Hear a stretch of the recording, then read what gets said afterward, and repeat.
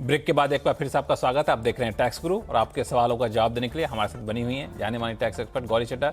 गौरी, पिछले कई हफ्तों में हम लोग कई एपिसोड में चर्चा कर रहे थे कि लोग रिफंड नहीं आ रहे लोगों के पास, और रिफंड नहीं आने की वजह से लोग परेशान हो गए। तो रिफंड आने शुरू हुए कि नहीं, फिर से जो अटके थे? लक्ष्मण, पिछले महीने ज़्यादातर लोगों के रिफंड जो अटके हुए थे वो अब सरकार ने क्लियर कर दी हैं।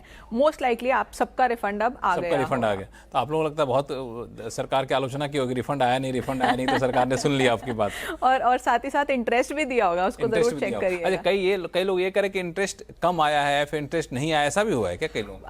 डेफिनेटली ऐसा हुआ है। एक तो कुछ केसेस में जहाँ पे रिफंड आना चाहिए था वहाँ पे लोग कंप्लेन कर रहे हैं कि रिफंड नहीं आया है। तो रिफंड लेकिन आता कुछ केसेस में है। तो सबसे पहले आपको ये चेक करना है कि आप उसके लिए एलिजिबल थे या नहीं थे। गवर्नमेंट आपको तब रिफंड देती है, रिफंड के ऊपर इंटरेस्ट देती है, जब आपका जो रिफंड है वो more than 10% of the tax determined है। यानी कि आपका जितना टैक्स बना है उससे 10% से ज़्यादा अगर आपका रिफंड है तो ही सरकार आपको रिफंड देगी। रिफंड पे इंटरेस्ट देगी? हाँ, इंटरेस्ट देगी, सॉरी, रिफंड के ऊपर इंटरेस्ट देगी। और ये आपका 0.5% ऑन मंथली बेसिस या पार्ट ऑफ द मंथ पे आपको मिलता है। अब जिन केसेस में ये अमाउंट 10% से कम है, पहले तो उनको नहीं मिलेगा। तो आप अगर उस कैटेगरी में आते हैं तो आप एलिजिबल ही नहीं थे।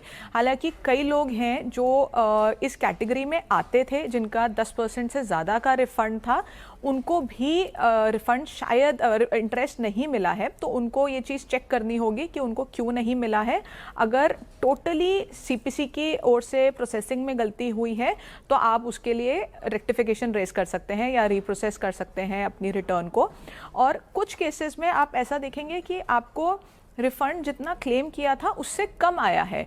उस केस में हो सकता है आपकी कोई एडजस्टमेंट हुई है, कोई डिडक्शन, कोई एग्जेम्पशन आपकी या तो कंसिडर नहीं की गई है या आपकी कोई पुरानी डिमांड थी जिससे उस रिफंड को एडजस्ट कर लिया गया है। और ये चेक करने के लिए आप अपना जो इंटीमेशन आती है आपके पास ईमेल पे भी आई होगी और आप लॉगिन करके पोर्टल पे भी देखेंगे तब भी आपको दिख जाएगी।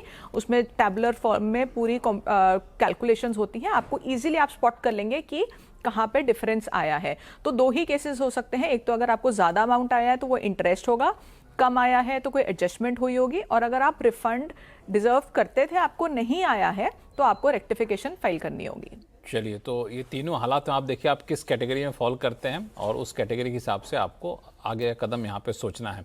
ऐसा करते हैं कि अब वापस से शुरू करते हैं सवाल जवाब का सिलसिला। चलते हैं राकेश भार्गव साहब के पास जो कि भोपाल से हैं, हमारे साथ जुड़ चुके हैं।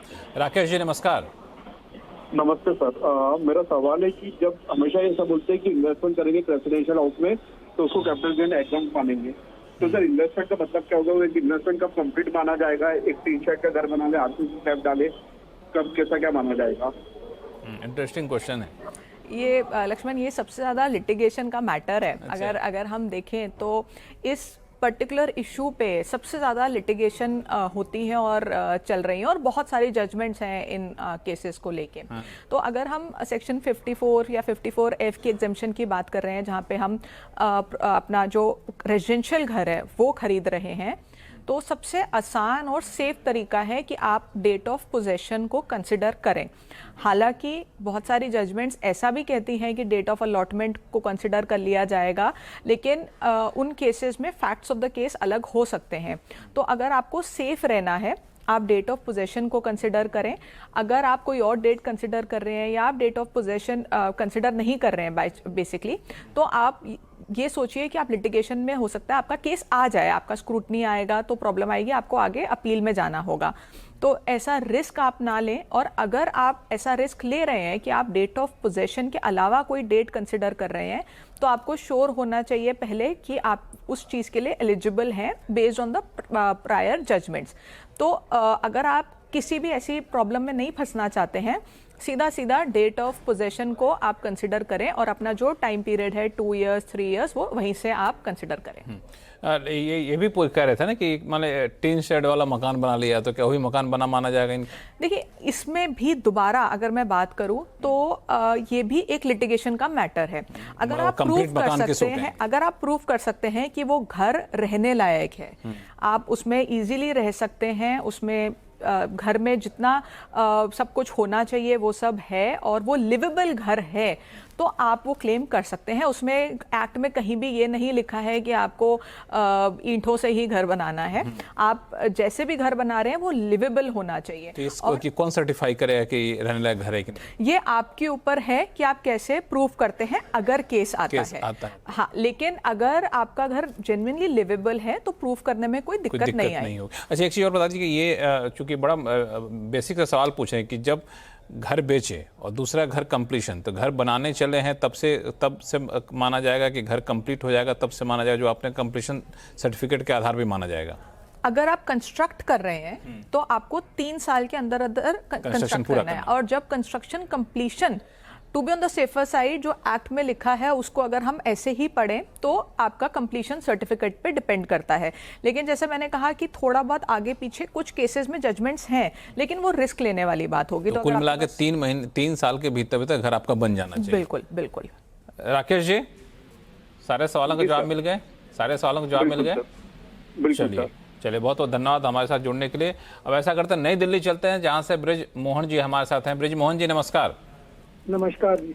बताया जाए क्या सवाल आपका? मेरा सवाल ये है कि मेरा लास्ट ईयर की इनकम 17.5 लाख थी और उस पर इनकम टैक्स मैंने 2.5 लाख दिया था अप्रोक्सीमेट। इस साल इनकम और इनकम टैक्स तो करीब करीब यही रहेंगे, लेकिन मैंने एक अपने प्रोडक्ट का एक टेक्निकल नो हाउ 1.05 लाख में बेचा है और उसकी टैक्स लायबिलिटी भी उसी कंपनी को देनी है।